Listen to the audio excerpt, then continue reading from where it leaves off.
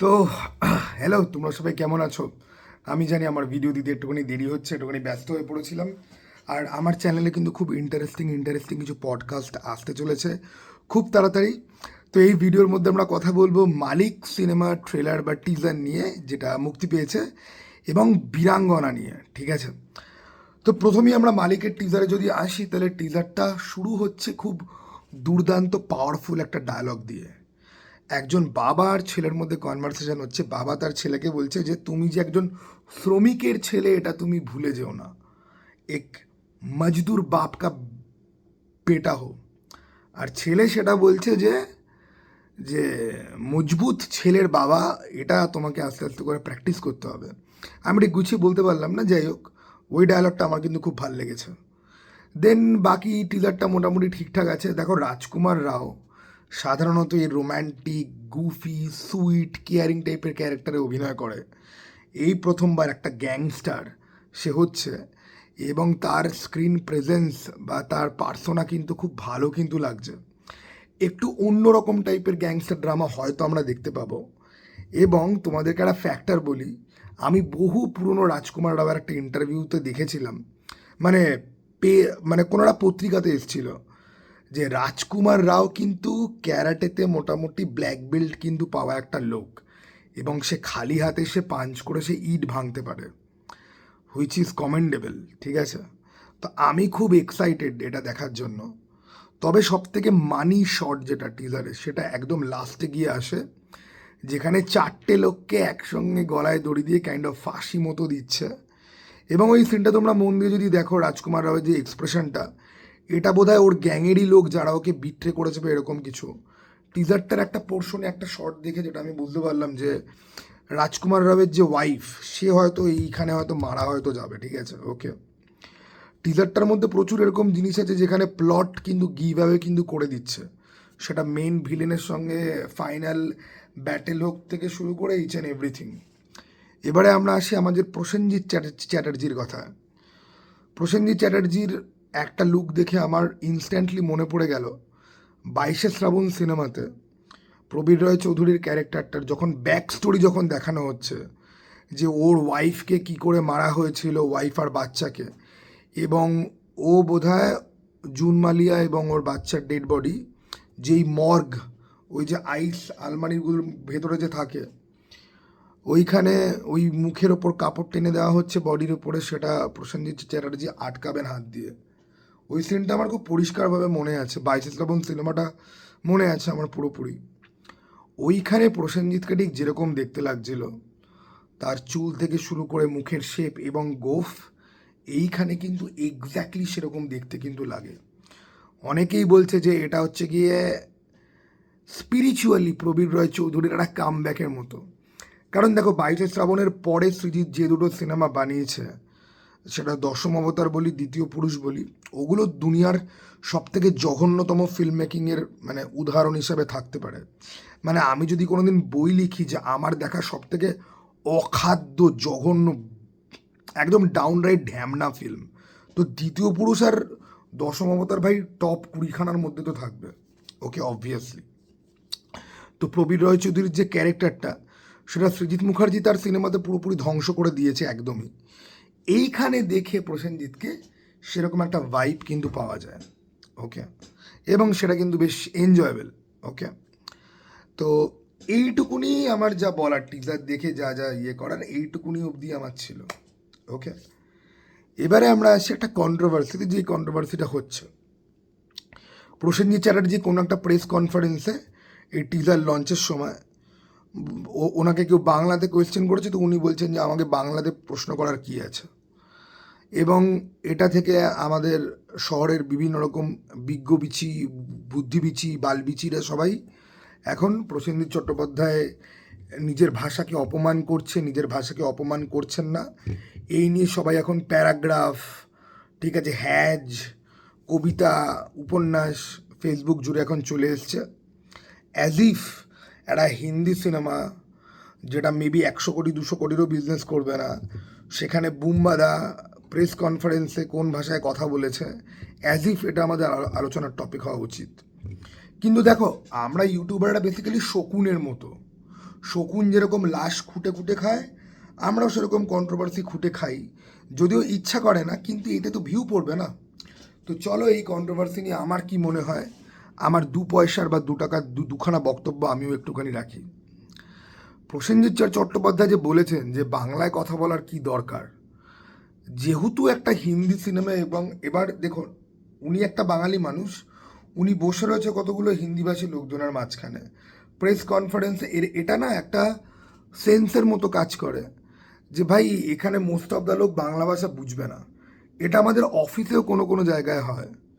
ঠিক আছে, ধরো দুটো বাঙালি একটা গ্রুপ মিটিংয়ের মধ্যে রয়েছে যেখানে বাকি সবাই হিন্দি আর ইংলিশ বোঝে, তারা নিজেদের মধ্যে বাংলায় কথা বললে পরে অভদ্র দেখায়, যে ভাই মনে হবে যে তুমি চাইছো না যে বাকি কেউ তোমাদের কথা বুঝতে পারুক, তুমি এতগুলো লোকের মাঝখানে বসে এমন একটা ভাষায় কেন কথা বলছো যেটা বাকি সবাই বুঝতে পারবে না।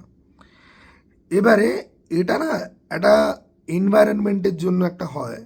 এখানে প্রসেনজিৎ চট্টোপাধ্যায় যেই ঢঙে বলেছেন যে বাংলায় বলার কি দরকার আছে, প্রসেনজিৎ চট্টোপাধ্যায় কিন্তু বাংলা ভাষাকে অপমান করার জন্য বলেনি।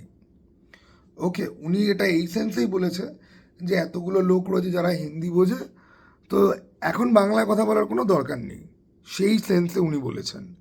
এটা হচ্ছে গিয়ে টেক নাম্বার 1 পুরো ঘটনার, এটা হচ্ছে গিয়ে একটা টেক যে বাকি সবার বোধগম্য হওয়ার জন্য বলেছে। দ্বিতীয় নাম্বার টেক যেটাতে নিয়ে যাওয়া হচ্ছে যে প্রসেনজিৎ চট্টোপাধ্যায় বাংলার সুপারস্টার, সেখানে এরকম একটা বড় প্ল্যাটফর্মে গিয়ে বাংলাকে উনি প্রমোট করছেন না, উনি বাংলা ভাষাকে অপমান করছেন। ঠিক আছে, উনি হিন্দি ইম্পোজিশন উনি চাইছেন। ঠিক আছে, এবং বাঙালিরা কি করে যে অতিথি পরায়ণ হতে গিয়ে নিজের ঘরের লোককে অপমান করে। দেখো বাঙালিদের একটা বেসিক, মানে দেখো বাঙালি তো বেসিক্যালি একটা বোকাচোদা জাত। ঠিক আছে, এবার এই বোকাচোদা কেন, তার অনেকগুলো স্তর আছে, তার মধ্যে একটা স্তর হচ্ছে গিয়ে বাঙালি অতিথি পরায়ণ শুধুমাত্র না, বাঙালি অতিরিক্ত রকমের অতিথি পরায়ণ। ছোটোবেলাতে তোমরা প্রত্যেকেরই মেমোরি আছে যে তোমার বাবা মা কোনো আত্মীয় স্বজনের সামনে বা বাইরের লোকের সামনে তোমারই খিল্লি ওড়াচ্ছে, এবং খিল্লি উড়িয়ে ভাবছে যে দিস ইজ সামথিং ভেরি কুল। বাইরের লোকের সামনে বা আত্মীয় স্বজনের সামনে আমি আমার বাচ্চাকে শাসন করছি, তারা দেখে আমাকে রেসপেক্ট করবে যে আমি আমার বাচ্চাকে কত শাসন করি। আমার নিজেরই ব্যক্তিগত অভিজ্ঞতা আছে। ঠিক আছে, আমার মাকে স্কুলে কেউ এসে আমার ব্যাপারে নালিশ করলে পরে মা আগে আমাকে দুখানা থাপ্পড় মেরে নিত। ঠিক আছে, আমি আদৌ কোনো দোষ আছে কি নেই ওগুলো মায়ের কোনো রকম কনসার্ন না, আগে দুটো থাপ্পড় মেরে নিয়ে লোক সমাজে প্রমাণ করি যে আমি আমার ছেলেকে কিন্তু খুব শাসন করি। ঠিক আছে, নাও সেটা ঠিক আছে, যাই হোক। নাও দ্য থিং ইজ যে এবার বাঙালি যে অতিথি পরায়ণ, এবার অতিরিক্ত কোনো কিছু তো ভালো তো নয়। প্রসেনজিৎ চট্টোপাধ্যায় এখানে যেরকম কথাটা বলেছে যে কি দরকার বাংলা ভাষায় কথা বলার বা ইয়ে, এবার এটার না ওনার মাথায় ওই মুহূর্তে কি চলেছে সেটা তো আমরা কেউ জানি না। এবার এটা নিয়ে কেউ বলবে না বাংলা ভাষাকেও ছোট করার জন্য এরকমভাবে বলেছে। আরেক দল, আমি প্রথম যে টেকটা বললাম যে এতগুলো হিন্দিভাষী লোক রয়েছে তার মাঝখানে বাংলায় কথা বলার কি দরকার, তারা হয়তো বুঝতে পারবে না।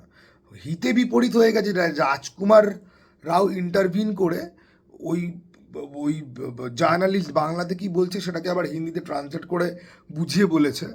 ফলে যারা এই জিনিসটাকে কন্ট্রোভার্সির দিকে নিয়ে যাচ্ছে তারা এখন আরও বেশি যে রাজকুমার রায় বাংলা ভাষা বোঝে এবং সে বাংলা ভাষাকে সবার কাছে এক্সপ্লেন করছে, প্রসেনজিৎ চট্টোপাধ্যায় সেখানে বাংলা ভাষাকে ছোট করছে।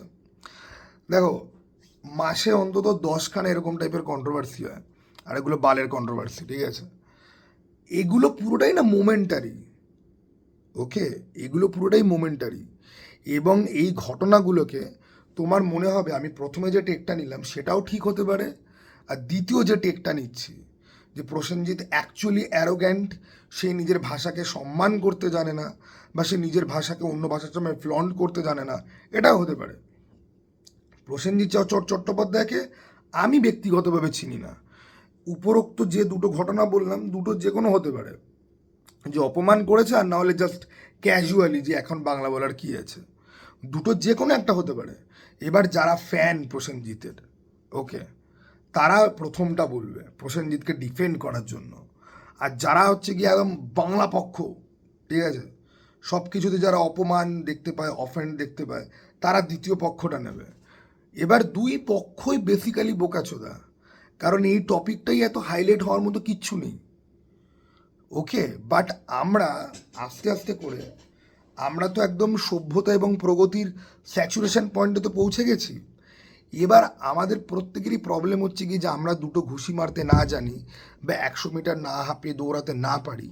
আমাদের কিন্তু লড়াই চাই সব সময়, সব সময় সব কিছুর মধ্যে থেকে অফেন্স বার করে সেন্টিমেন্টে আঘাত লেগে গেছে ভেবে সব সময় সব কিছু নিয়ে একটা ইস্যু ক্রিয়েট করে একটা হাওয়া গরম রক্ত গরম বিপ্লবীর মতো মোডে থাকতে অনেকেই আমরা ভালোবাসি।